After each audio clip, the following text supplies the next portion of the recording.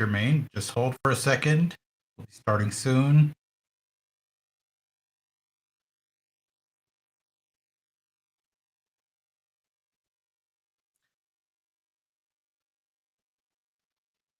This is Jermaine, Miss Maha. I'm ready to send it live. We're just waiting for you to show back up.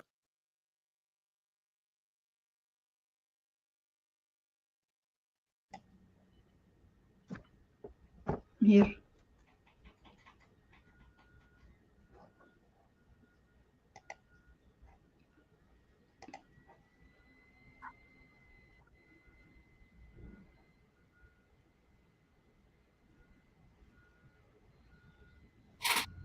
Jermaine, okay, let's be ready.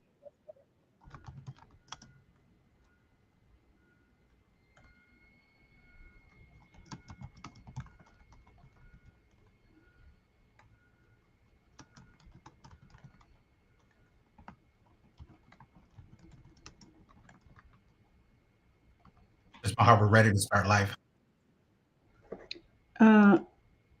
Okay, we good?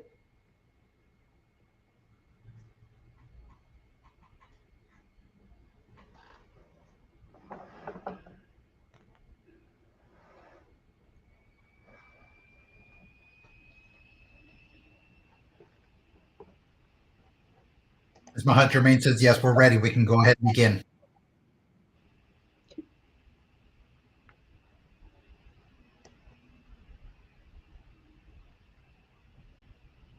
This is Jermaine speaking, Miss Maha. You can start. We're live now.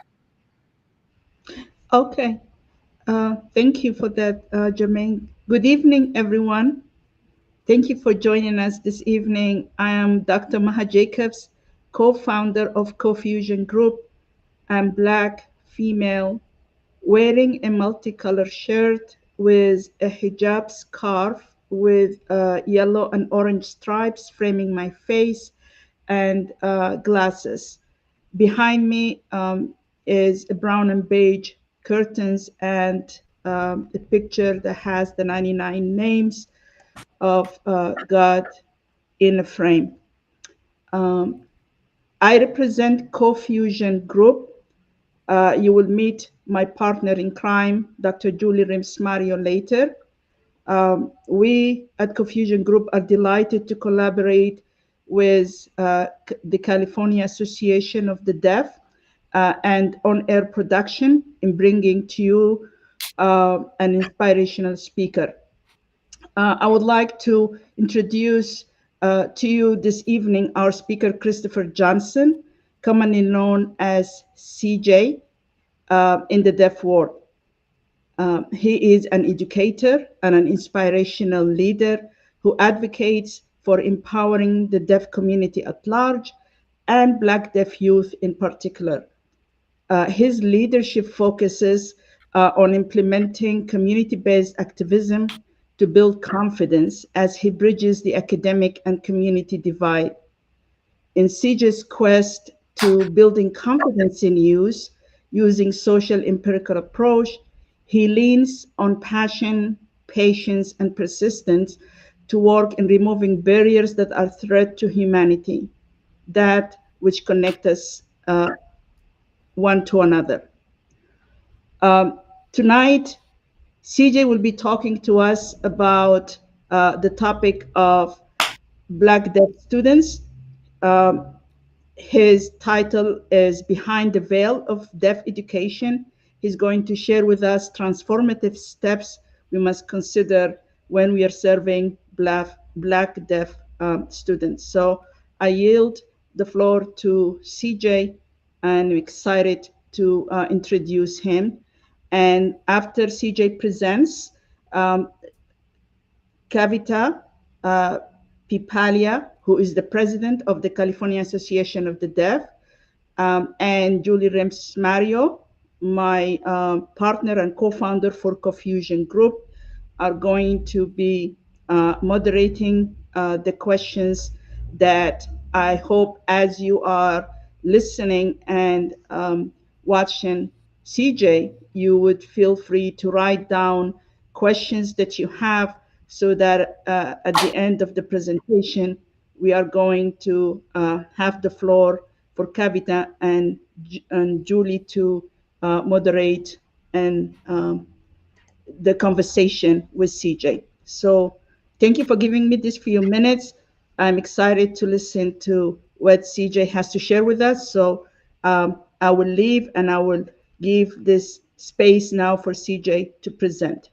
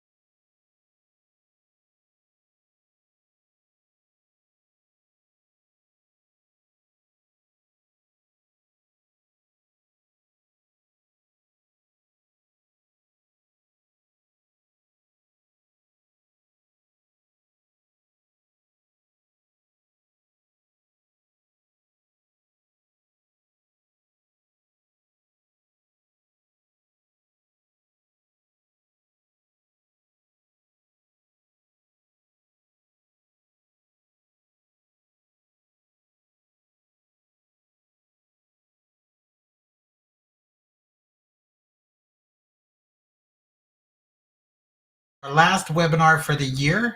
We will have a new webinar series next year in 2023.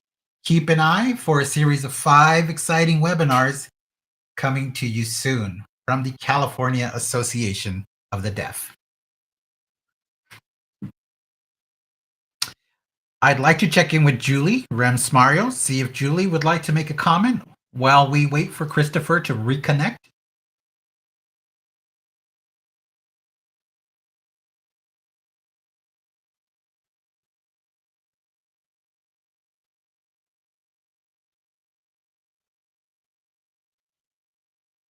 I'd like to point out that Julie is a former CAD president as well, and I'm thrilled to have her join us tonight.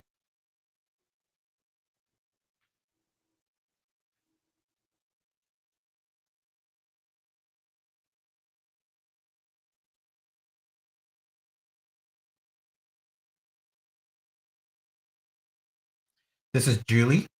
Hi, Kavita. This is Kavita. Hi, Julie. It's so good to see you here again. Julie, yeah, you too. I am so thrilled that the Cofusion Group and CAD, California Association of the Deaf, have partnered to make tonight's event possible. This is an important topic that doesn't get enough coverage in deaf education. It's important to give the topic time and to discuss teaching Black deaf students. I would like to know Oh, if you would like to know who the sponsor, I would like to know who the sponsors are, Kavita, and who made tonight possible. This is Kavita. Thank you for asking. I would like to recognize Google. Also, I would like to recognize On the Air Productions. On the Air Productions is owned by a deaf Black individual, and they are the person who's providing the platform for this evening. Tonight is possible with support from both Google and On the Air Productions. On the Air Productions has been a longtime supporter of the California Association of the Deaf and have supported the webinars as well as Google. We have enjoyed their support throughout the time. And also, I'd like to recognize the caption services and the interpreter services. Those services are able to be supported by our sponsors. So we're very grateful to that. And this is Kavita. I'm also grateful to Confusion and CAD for the work that they do together in collaboration, and not just about tonight's presentation, but the work that will continue to be done by both.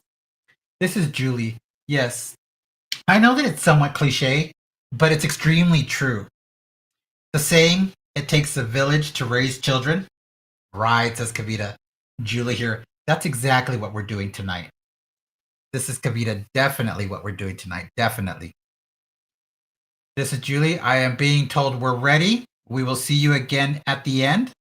Kavita speaking. I've got some good news for you. Our presenter is back and connected to the platform. We will see you at the end of his presentation during the Q&A session. Thank you. And we will be giving Christopher the floor now.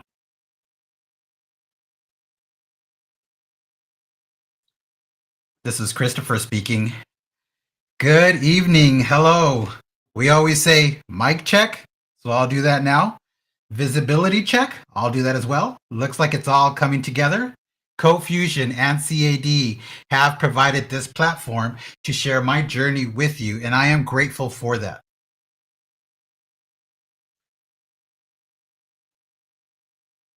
Welcome to Behind the Veil of Deaf Education, Transformative Steps Through Black Deaf Lens. While you sit back and watch our presentation tonight and think about the topic, I want you to think of the gaps and what could be included in learning. Think of oppression. Think about gaps in academics. Think about gaps within curriculum. Think about the important portions and think about the number of graduates of Black deaf individuals in college. Think about the barriers to resources. Think about accessibility. Think about ASL sign language exposure. Think about exposure to Black ASL. Think about American history and how it benefits Black individuals or not when they are trying to develop and express their identity. Next slide.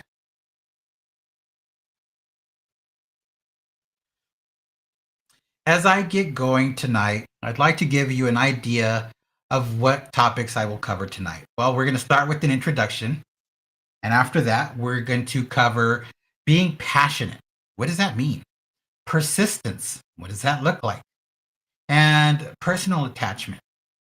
At the end, we'll have a Q&A session. Next slide. I am a Black deaf male. I am wearing a black dress shirt, button-up shirt. I am wearing brown glasses. I am bald. I do have a beard. My background is a white wall. Who is CJ? Who am I? Well, I'm a Georgia native. I grew up near a rural area. I am the first deaf individual of my family, And so I myself am learning along with you. I grew up in a mainstream program. I graduated high school and I was employed at a food store. I struggled with my employment experience. I saw my brother thriving and I wondered why I wasn't doing the same. I was missing deaf role models. So I went to the University of West Georgia uh, for a BA in sports management. After that, I experienced some frustration. And I think it was because of lack of connection with my deaf identity. So I moved away from Georgia at that point, and I thought about the word nihilism. And I thought about what I can do to grow more. So I went to the deaf school in Tennessee. While I was there, I realized I had to build relationships with students. While I was there, I set up something called Cup of Wisdom at the Tennessee School for the Deaf in Knoxville. And what it was is a way to connect with universities and local colleges for them to be able to come with the school and network. I worked as a substitute teacher. I worked in the area of Carlton. I was approached by and asked why I didn't become a teacher. And at that point, I didn't have an interest. I hadn't really seen Black deaf teachers uh, most of my life. And so that was my mindset. I didn't think it was necessary. I gave it some thought and then I decided to go ahead and shift my focus and go for a graduate program at Gallaudet and go ahead and take those courses. I became a member of Alpha Phi Alpha. I got an MA in language and education at Gallaudet University. I was an advisory board member for the Center of Black Deaf Studies at Gallaudet University. I was the president of the District of Columbia Area Black Deaf Advocates Incorporated, and I'm the inaugural chairperson of Dr. Glenn B. Anderson Scholarship from 2018 to 2020. I am also a former assistant director of Collegiate Black Deaf Student Leadership Institute.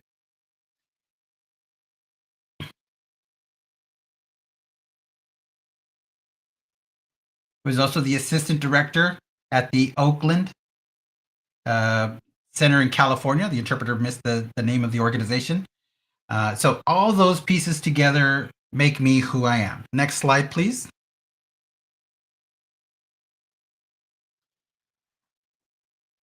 Black deaf gain does not equate to deaf gain. You might be looking at that slide and asking yourself why. I will cover why. The person who allowed me to have this understanding was Dr. Resnet Tesgay Mogs, a professor at California State University in Long Beach. Dr. Resnet Mogs published an article, and at the time I read it, I had an epiphany and thought, yes, this validates my identity. And the article I read was entitled From White Deaf People's Adversity to Black Deaf Gain.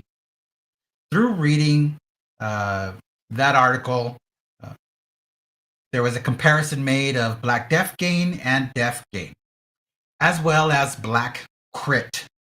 That stands for Black critical theory.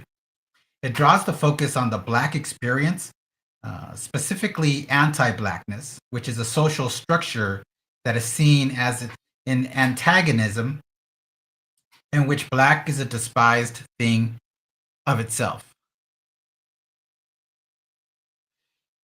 And Black critical theory comes from deaf critical theory, which is has resulted in erasing deaf people of color and their intersexual identities and dismissed any racism inside or outside of deaf communities. And I remember at that time, I was thinking to myself, do Black youth have enough access to resources, funding, education when compared to their white deaf peers?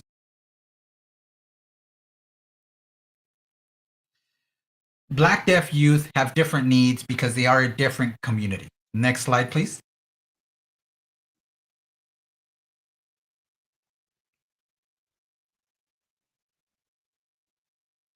I want you to keep in mind the separation between two worlds as we navigate this presentation. I want you to think of blackness and deafness. And I don't want an overlap because they are two distinct journeys. And I want to make sure that we don't continue to perpetuate the marginalizing of this group or groups. We want to ensure that they have full inclusion and full access to other areas. So when a Black deaf student comes into the classroom, they should have a sense of belonging or connection. So they need those areas or those facets in the classroom so that they can have that sense and that feeling and make progress within the classroom. So I want you to think about how we can make sure that we are not oppressing students in their experience, especially those of a marginalized group. We want to make sure that we're making connections with them. Next slide, please.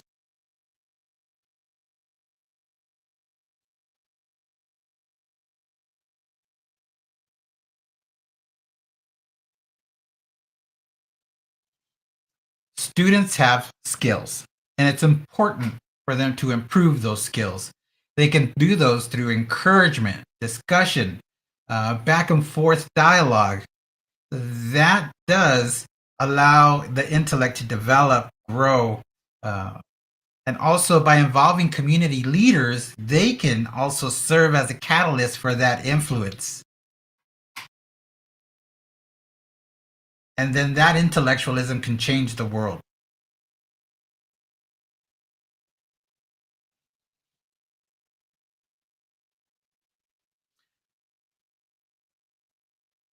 I want you to think of a door as an entry point to a future.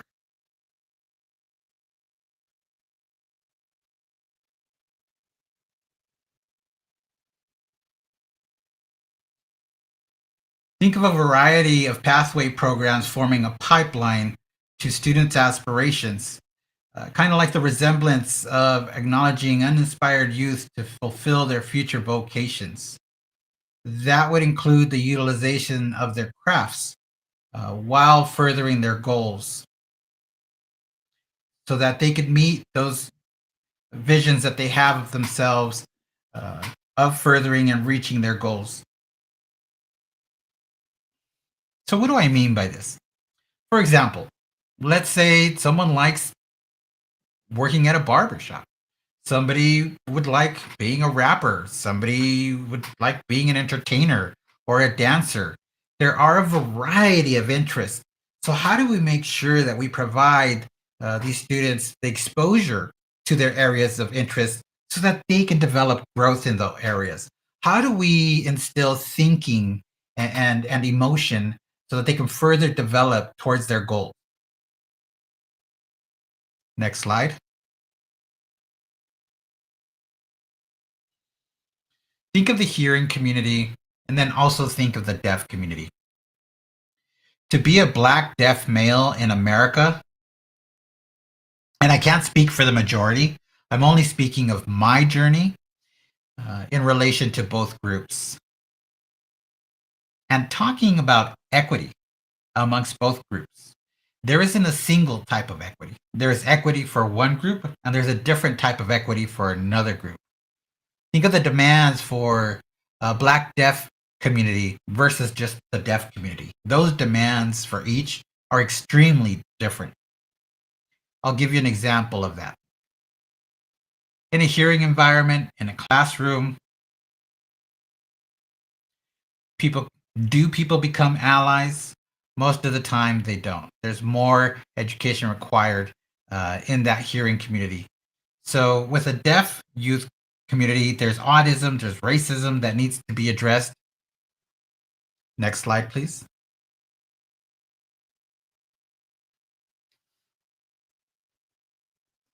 These are three critical questions to ask our students. First is passion. Second is persistence. And then personal attachment. Ask your students, what is your passion? Support them in that passion. And then ask them how the passion they have can be applied to persistence so that they can, with a tenacious attitude, chase after what they'd like in life. This will be individual to each student. And then ask them what they are personally attached to. If we can move forward one slide. To meet the 3 Ps, that requires a vision that can survive through an enriched engagement. And keep in mind, with young Black boys sitting in a classroom, they have a lot to offer. They have a lot to contribute to the deaf community if you take into consideration what their vision is, what their passion is, where they can be persistent, and the personal attachment. So you have to take into consideration that student's 3 Ps. And you can only find that out by asking. Next slide, please.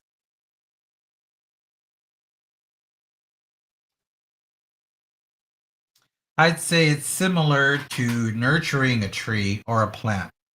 First, a seed is put into a pot along with healthy soil.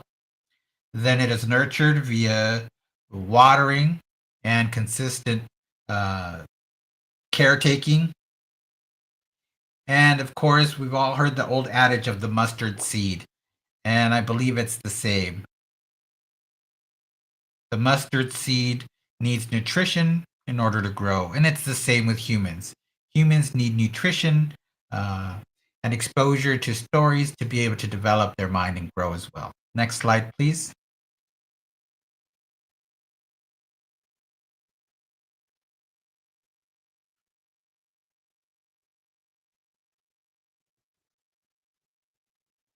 Now, this sample I have on the screen here shows a rooted tree that can't fold over. And the tree has purpose. In Virginia, while slavery was happening, it was outlawed to teach about it.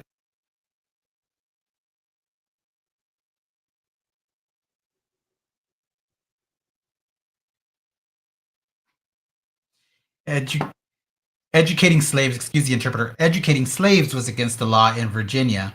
But near the fort tree, a Black woman named Mary Peakey began teaching the refugees. She held her first classes under what was called the Emancipation Tree. And that is what this tree on the slide, which is an iconic symbol, and I carry with me.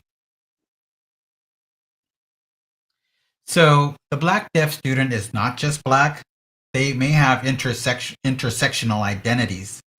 And so we do have to cover those topics. It's different from a time in the past when it was more a narrow or diaspora of individuals. And the quote I have on the tree says, emancipatory knowledge helps us understand how social relationships are distorted and manipulated by relations of power and privilege. Next slide.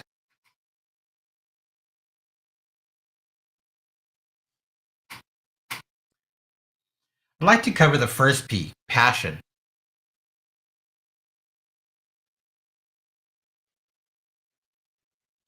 Concerning the inadequate education policies that triggered the deterioration of Black deaf's academic and leadership progression, there is a crystal clear indication of the school to prison pipeline where students' hopes are plummeted emotionally and mentally.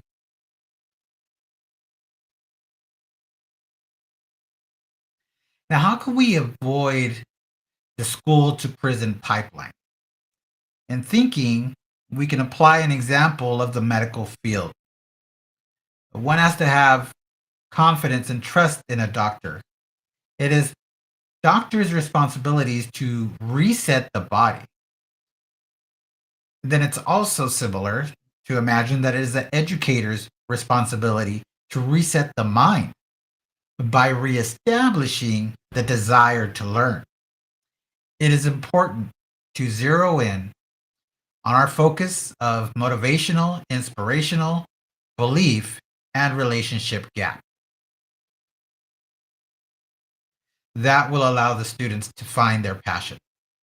Next slide, please.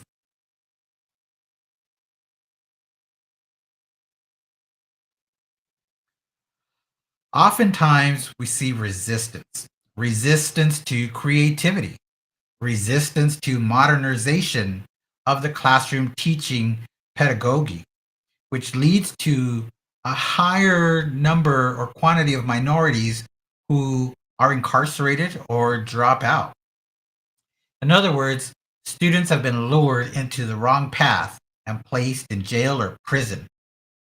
There are several occurrences where community activities led to increased crimes, violence, and hatred towards one another. And that could be resolved through a better rapport amongst educators, administrators, and community leaders, community activists, like the California Association for the Deaf and other community-based organizations in California as well.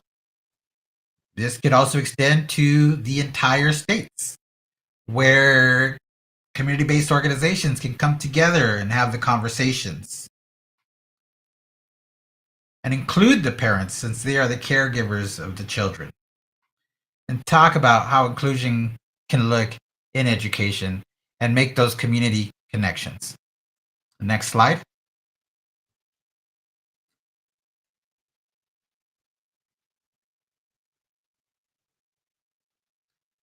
You see the image on the screen. It's a child. There's a question mark in their mind because they don't know about the world around them. And they may have a tunnel vision. And that tunnel vision does need to be expanded. In schools for the deaf, Black students learn very little about themselves, about the problems of their people, the contributions of the past decade, and the heritage they have from their ancestors. Through roadblocks and unsurmountable barriers to have to overcome, there is a small percentage of Black deaf students who successfully complete their academic studies. There are obstacles that affect students' abilities to obtain self-confidence, especially in classrooms and any leadership ranks. Next slide, please. That experience of systemic oppression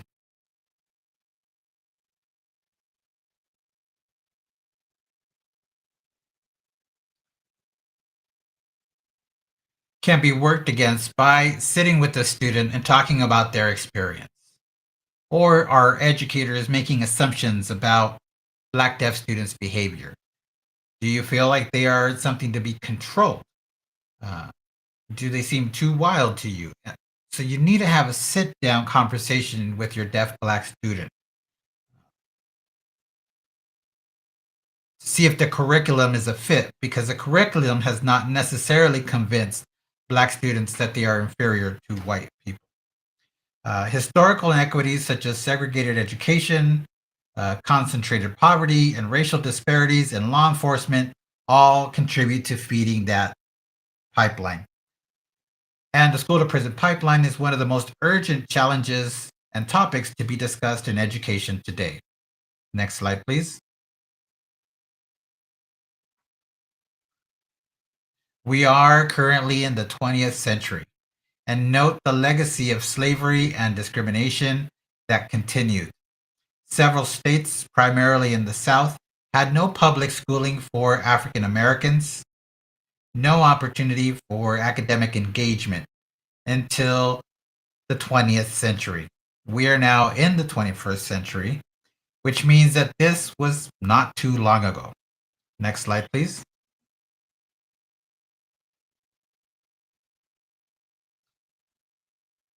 The lack of education, the lack of social opportunities,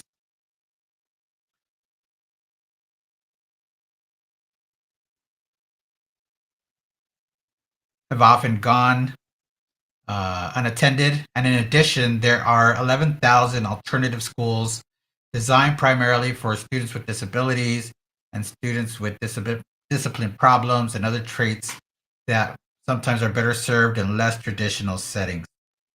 So parents do have to think about those placements and see if those are the right schools and see what resources exist or are missing before their children are placed there. Next slide, please. This slide is so true. A mind is a terrible thing to waste. And then also in terms of emotional intellect and taking into consideration what can be offered, and also to be able to model to a child the potential. And if their IQ continues to grow and develop with their education, they will definitely be successful. Next slide.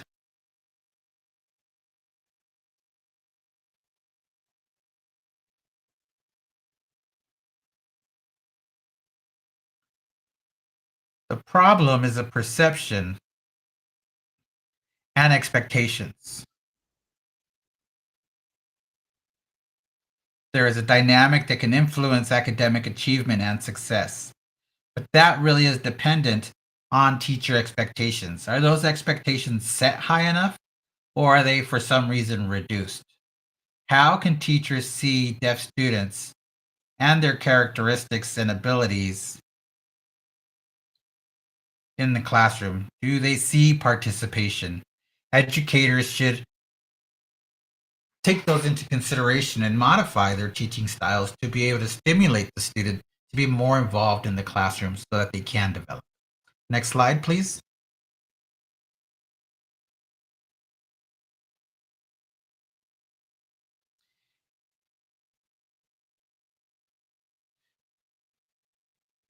Such view of the postbellum Southern education acknowledges the important contributions of Northerners, but recognizes the ex-slaves as the principal challenge to the region's long-standing resistance to free schooling.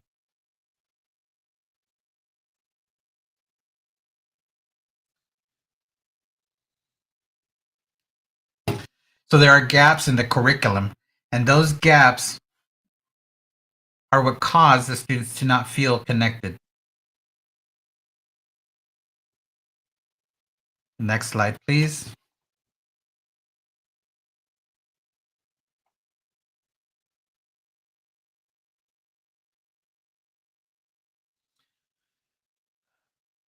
So in the classroom, you can have intercultural dialogue by having your Black deaf students be able to respond to questions and be able to be included in different areas of extracurricular activities that will allow them to flourish and build confidence.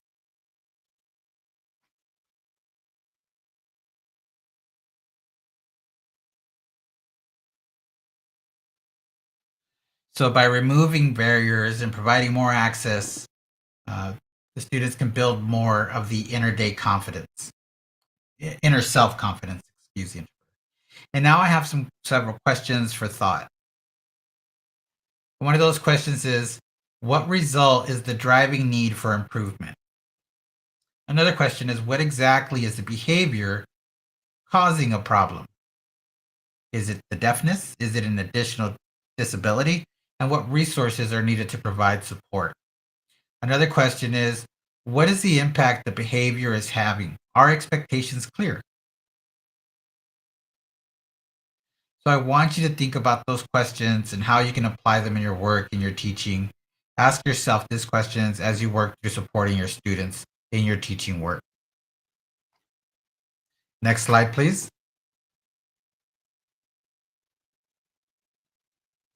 Again, very important question here. How can we address the inequities that have left our Black deaf students underserved and undereducated for centuries? Next slide.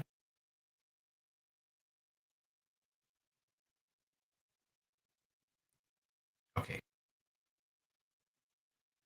So now I'd like to ask you, how passionate are you?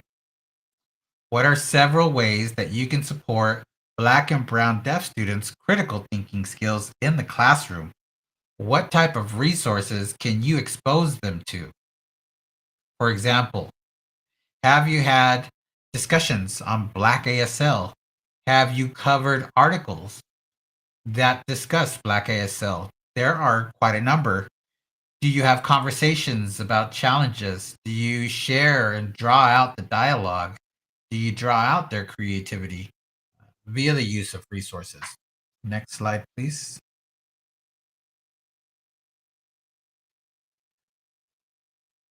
National Black Deaf Advocates do have a program. So if you are someone at a school, an educator thinking about reaching out to the NBDA, they do have a youth empowerment summit that serves K through 12. And in 2019, they did host an event.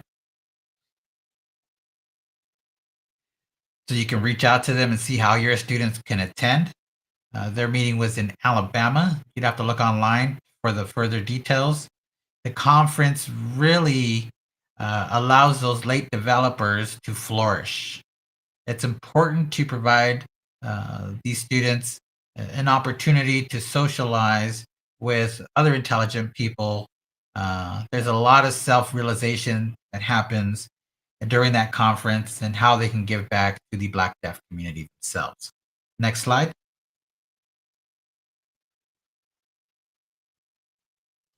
Okay, so I just asked you how passionate you were because it's one of the P's. One of the next questions I'd like to ask you is how persistent are you?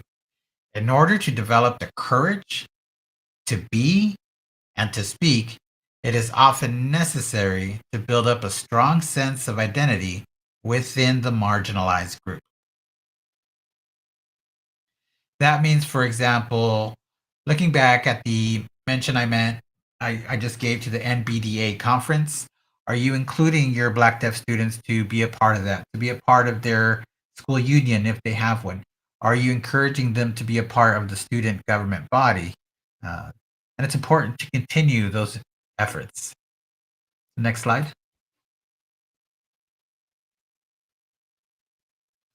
I want to talk to you about something called the wraparound model. And this is my sign for it. The wraparound model includes diverse experiences. It applies classroom learning. It also applies social experiences, conferences, and leadership, as well as events. There's also volunteering opportunities where students can learn via using these wraparound models to expose them. They can learn application as well as creativity. It's important to have consistency and persistency in application and creativity to develop growth. Next slide, please.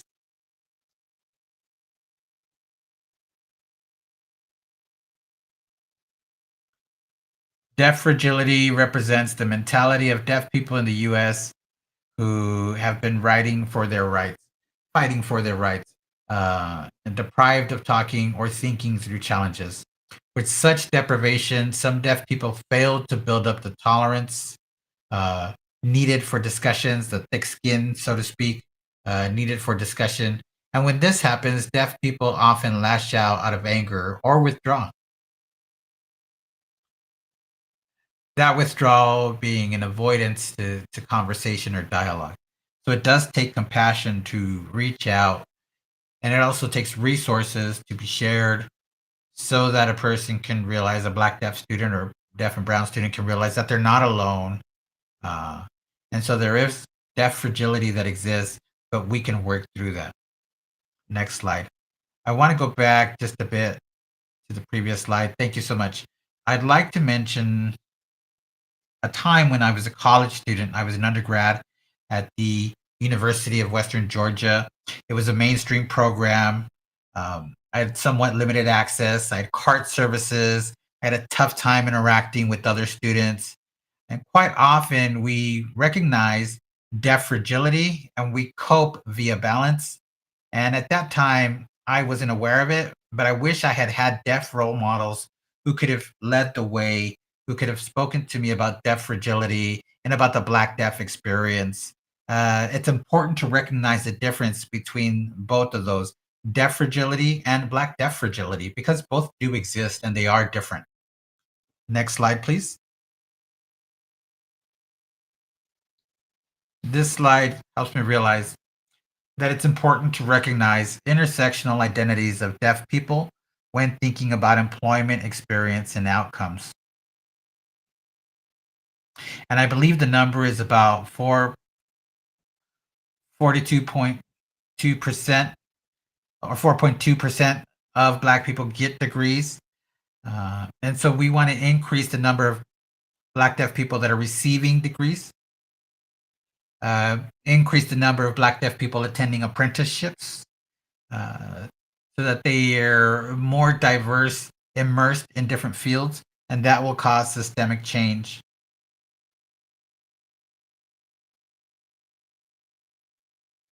There'll be less power influence dynamics if we can get more Black deaf students in leadership positions, and that starts when they're young and when they grow up. Next slide.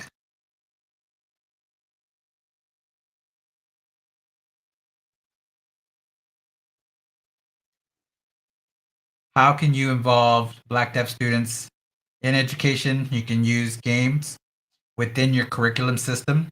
It can be a deaf education curriculum or an ASL curriculum, but you can incorporate that into the background and do some teaching. After you do some learning on your Black deaf students, what types of changes do you anticipate you can do to the curriculum to enable more learning? If not, what would you do to improve and support Black deaf students' learning? You can search different videos to show them models where they can learn. You can also speak with your colleagues and check in for resources and gather those as well. Next slide.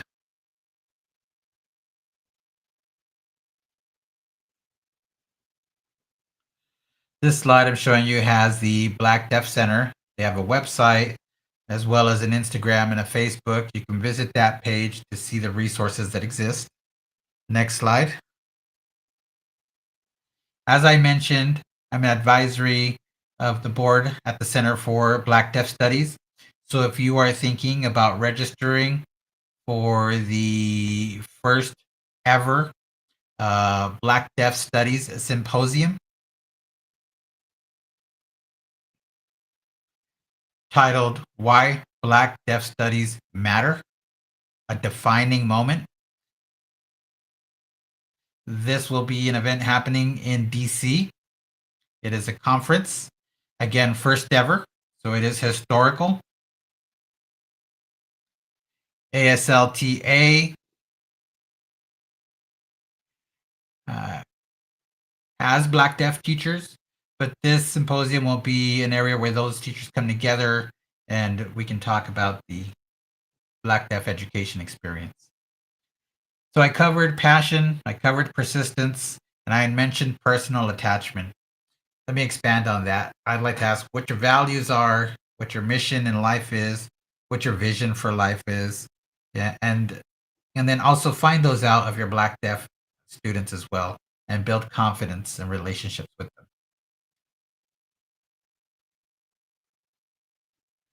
As we work on our intergenerational trauma, uh, we choose not to carry it over in the hands of the next generation. That is the reason why I became a higher education professor, why I became a community leader and a consultant where Black educators viewed literacy and formal education as a means to liberation and freedom.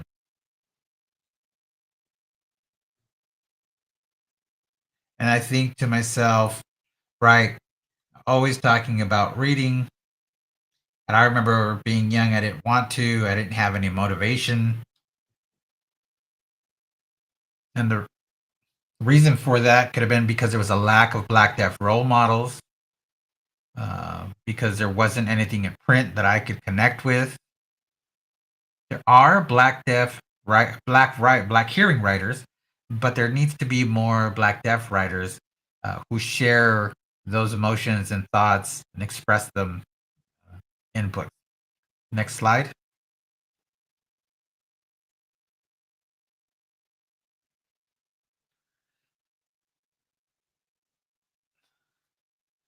When will this crisis end? Through library, through after school activities, through mentors, counseling, community service.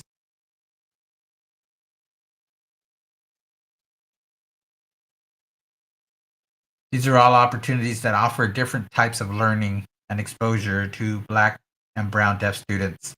I would like to mention two fabulous authors. One is Glenn Anderson, and the other is Frank G. Bowe. In 1972, they published uh, an experience of racism within the deaf community. That while numerous white deaf children have benefited from preschool education and home encouragement, too many Black deaf children arrive to school with gaps, lacking uh, speech or language. Often it is a chaotic home environment uh, that give birth to a multitude of personality problems, a self-doubt, general confusion, total bewilderment, with the unexpected challenge just inherent to formal education. So Black deaf boys can feel intimidated by education and unsure how they can contribute. And thus, that leads to avoidance, withdrawal, not connecting with those in the room. So, this is where conversations after school are very critical and important, where we can provide that nurturing that I mentioned earlier, that encouragement, those conversations, the bringing together of resource supports, where finally they can meet someone that they can identify with and continue to make progress uh, because it's the right moment when that student has a sense of connection and wants to continue in what they're doing. Next slide, please. These are some books, titles for you to think about that offer more about the Black Deaf experience and how it's different. That first title there, Black and Deaf in America. Are we that different? And another book title there, Sounds Like Home, Growing Up Black and Deaf in the South. And then you see the other down the list, Black Deaf Students, a Model for Educational Success. Another is The Roar of Silence, Trial and Triumph Through Deaf. And another title is Still I Rise, The Enduring Legacy of Black Deaf Arkansas Before and After Integration. One more title on there is The Hidden Treasure of Black Deaf ASL, Its History and Structure, and many more. So, do you have copies of these in your library? Do you incorporate these titles into your teaching that you might have? Um, do you offer students something to read when they are home at night? Is there any local funding where you could purchase the books to then check out to students so that they can read these different titles? Just an idea and just a thought. Next slide. And it's not just literacy, there's also action, and that leads to being a part of organizations. And there's understanding different roles. There's being exposed to different ethnicities.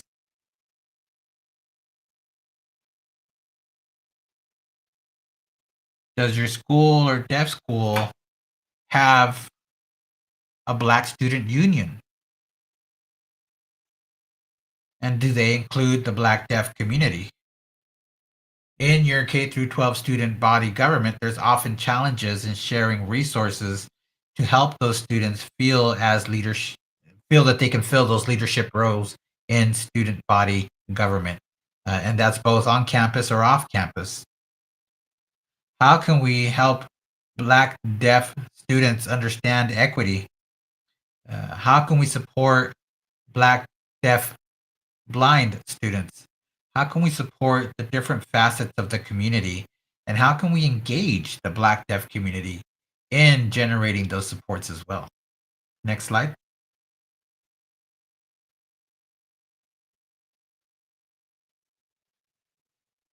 Talking about identity building, how much effort do you encourage Black deaf students to participate in community service? Often they are lax and don't want to do that.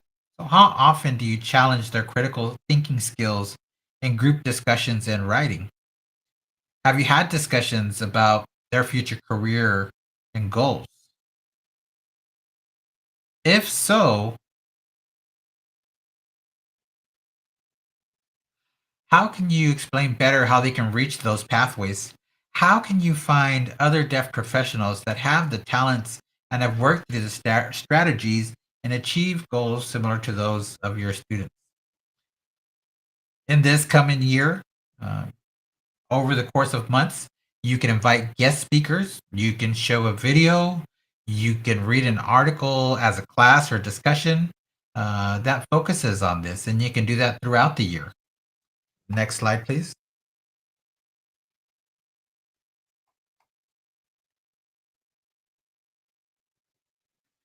Thank you. Yeah.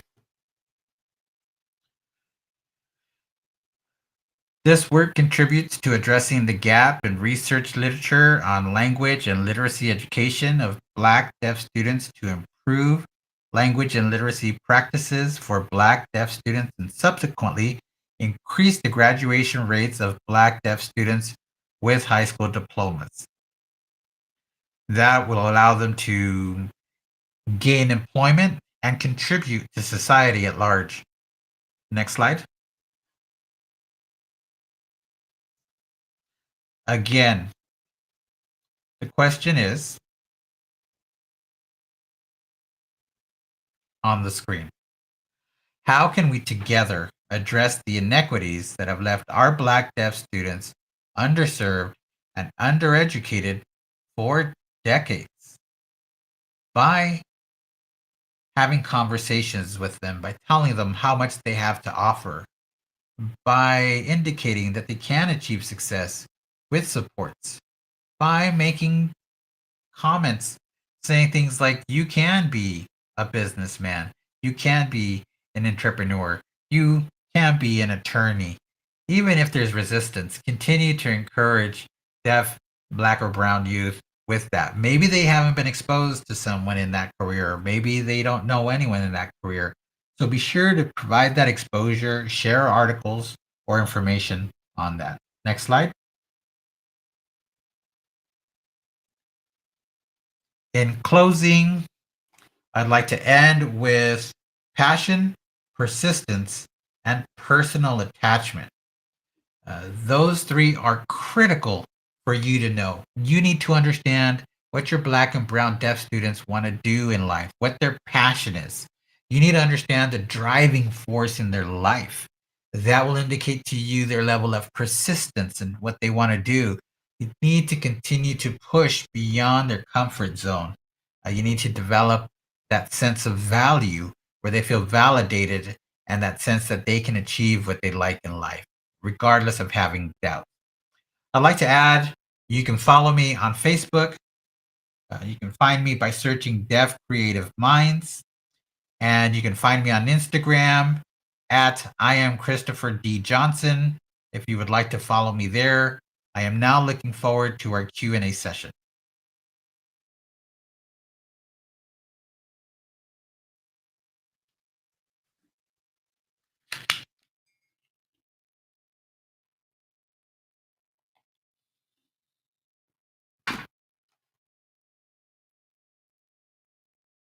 This is Julie Rems Mario. I am the former president of the California Association of the Deaf.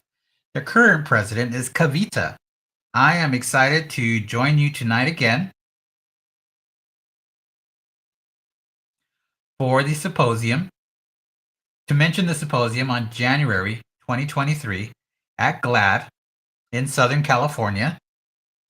And the symposium's title is Surviving Autism from Trauma to Transformation. And it is an art process of healing in and of itself. It will be a unique privilege and a deaf safe space to talk through what our experiences have been like from birth to this point. I am excited to see you all there. If you'd like more information on registering and logistics, which includes art supplies, visit the website that you see on the screen now, CAD1906/events. I look forward to seeing you on January 14th. Much love.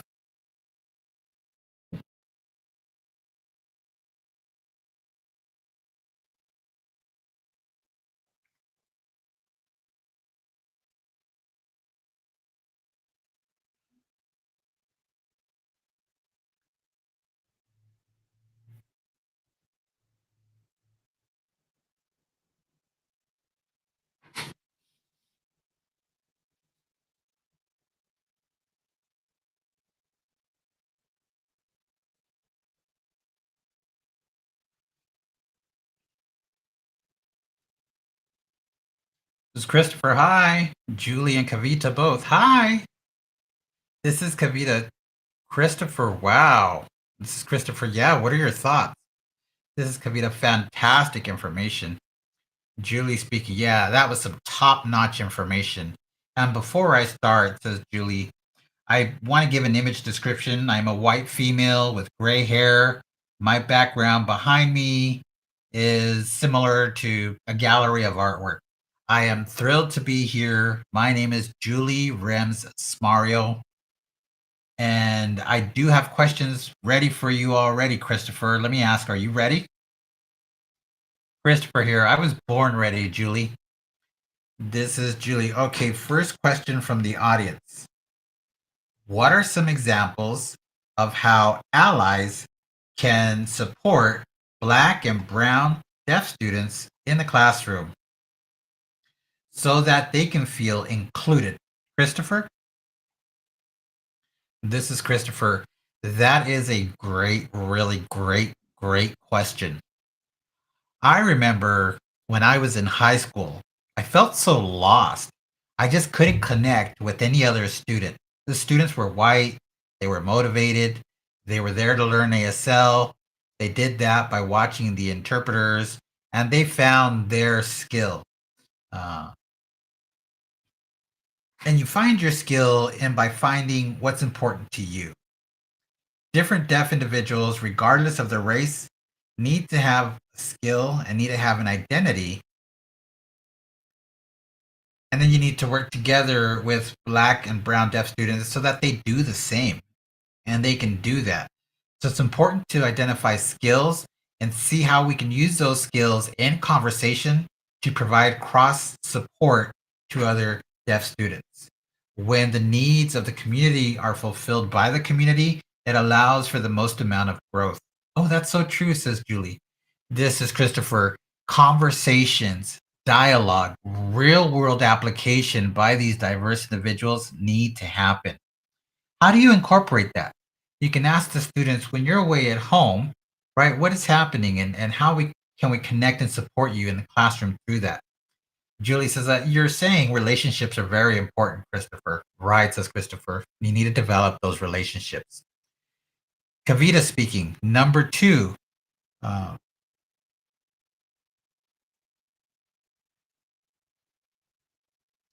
Question number two. Where can we find the resources and curriculum uh, to be able to support these students? Christopher speaking.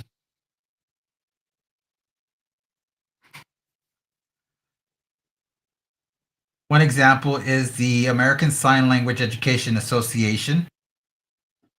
That association works with marginalized groups that would allow you to get a better sense and understand the experiences by people in those marginalized groups. There's also resource sharing that can occur.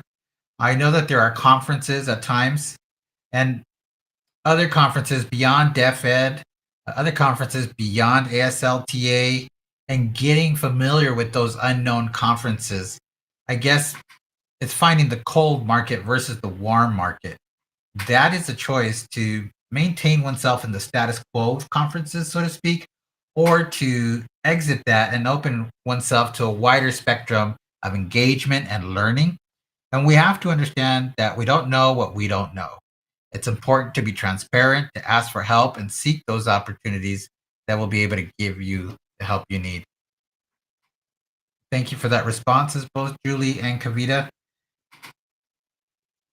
Third question we have for you is in terms of role models. And the question is, what persisted you to keep striving to reach where you are now?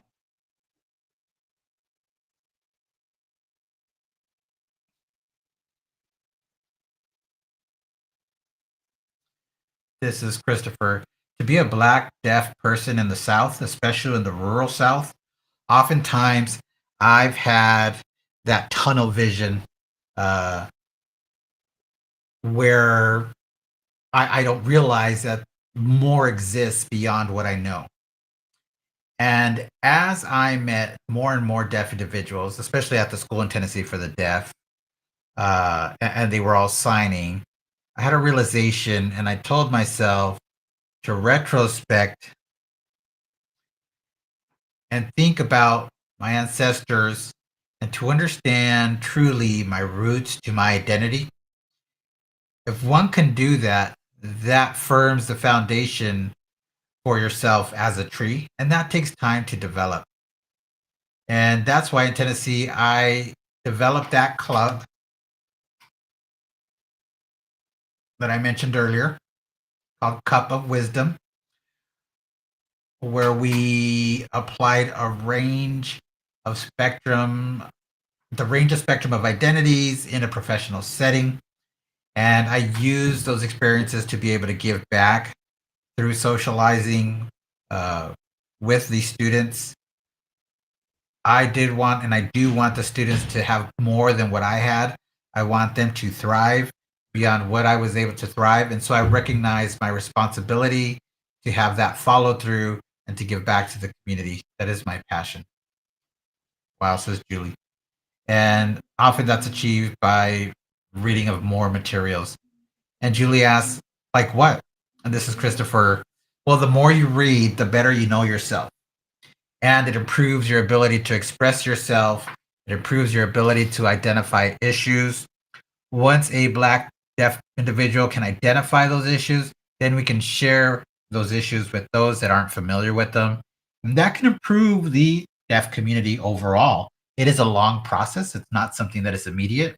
It's something that has to be constantly worked on. And this is Julie, and it's also a part of a journey as well. This is Christopher Wright. 30 years of my journey, I finally get to see what the ASL community looks like. Yeah, it's been 30 years for me. And you're right, it is definitely a process and a journey. This is Kavita. Right. Thank you, Chris. We all have our own path or our own journey. Right, says Christopher. Okay. So, question number 4.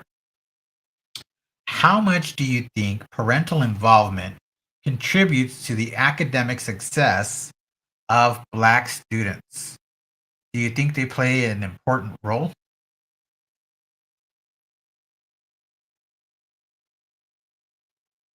Christopher here. The quick answer to that is yes. However, I do have a caveat.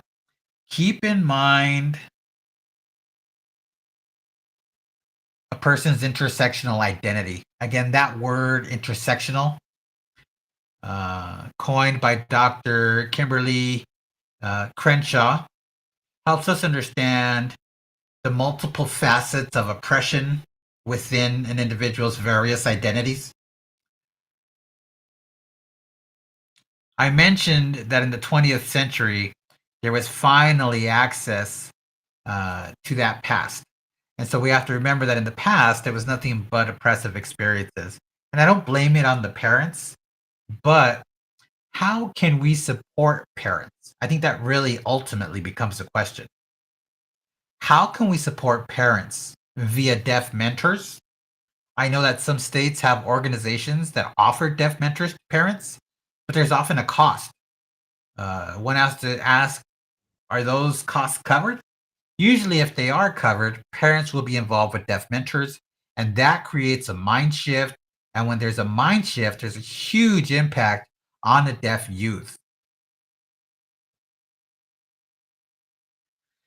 And we can talk about early interventions. Uh, Early interventions, I believe, take the form of having conversations with parents, offering support to the parents, offering support in an IEP, making sure that the child has a voice in the IEP. That's a challenge from the beginning. Let's say a child sometimes doesn't really have good knowledge to say, okay, I want to get a job at McDonald's.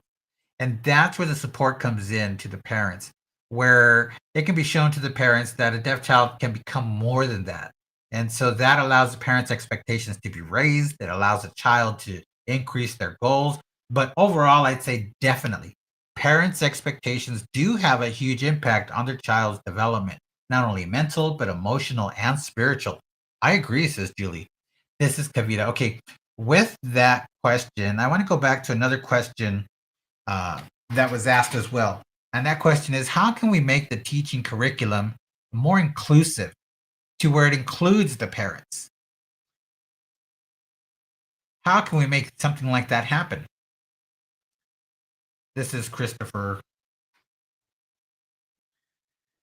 We're talking about a hidden curriculum, I think. We need to make sure that teachers identify what the standards should be. Sometimes there's standard oppression. That standard oppression needs to be acknowledged, and that can be done by recognizing the gaps.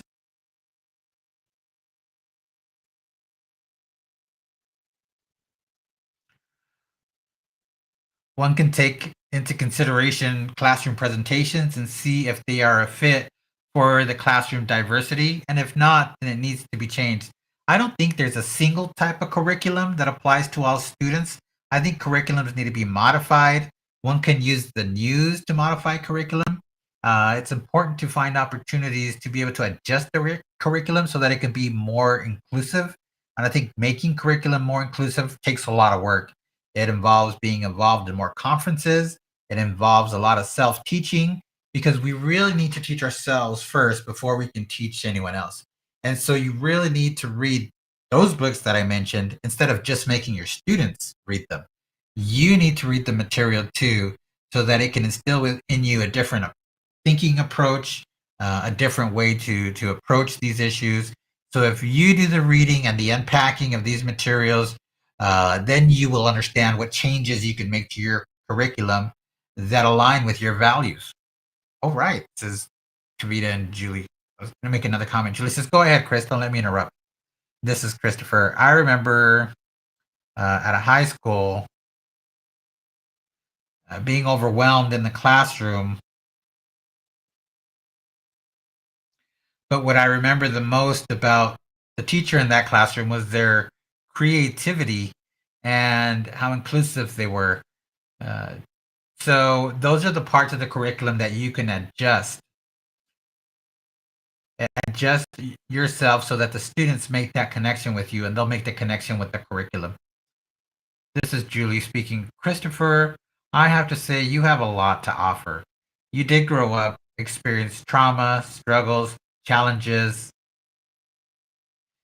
and despite those experiences, you're now giving back and returning your wisdom and improving the situation for especially deaf Black children. So, Christopher, thank you so much. I just want to express so much gratitude for taking the time to give us more than an hour of yourself to share your knowledge, to share your experience and wisdom. Thank you so much, Christopher. Yes, Kavita here. Christopher, I want to thank you.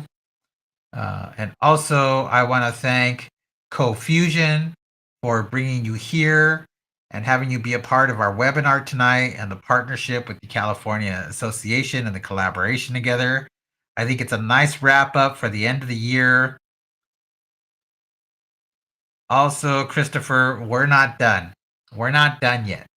We are going to continue to discuss this topic. I'd like the audience to know that this is a beginning. We want you to start thinking about this issue and this topic. And Christopher, if anyone in our audience has questions, can they reach out to you directly? Should they reach out to CoFusion? Should they reach out to us here at the California Association of the Deaf? Let me know, because I definitely want to express my gratitude to all of you. Thank you, says Julie. Kavita says, I'm really looking forward to 2023. Christopher, you have a comment? Christopher here. I'd like to thank you both, Julie and Kavita. I have no words, but you've offered me this platform. Myself being a deaf Black man, you've allowed me to share my message. You've reminded your colleagues that mental health is something valuable, and you please validate your Black deaf students' experience. Most boys, most men usually aren't vulnerable. So we have to become that positive influence, and we have to build up that confidence. More of us want to get there, and we can achieve that change together. Thank you so much. Yes, it's so important, says Julie. It's what an important reminder, especially when we see the recent news with Twitch. That is news that is impacting all of us. So this is a critical reminder you share with us, Christopher, and thank you for sharing that. Definitely. This is Kavita saying, I hope you have a great end of year, and we hope to see more of you in the coming year, 2023, and our audience. Folks, keep an eye on January 14th. Hopefully, you all can attend. Christopher, I'd like to ask you if you can attend.